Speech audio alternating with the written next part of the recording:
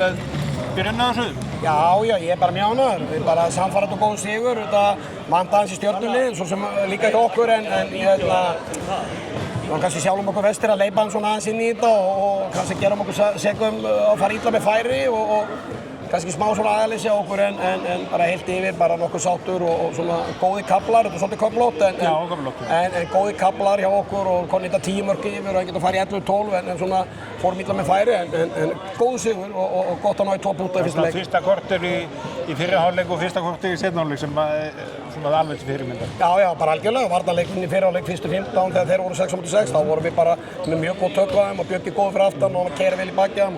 Sama í seinni hálfleiknum en svo bara ég segi, við vorum kannski sjálfum okkur vestir en Stjörnuliðið vel rútinerað og bara agaðir og spiluðu bara vel en sem betur þá klárum við þetta og ég sáttum það. Magnús Óli, Róbert, fleiri sem vantar hjá þér? Þeir eru meiddir núna og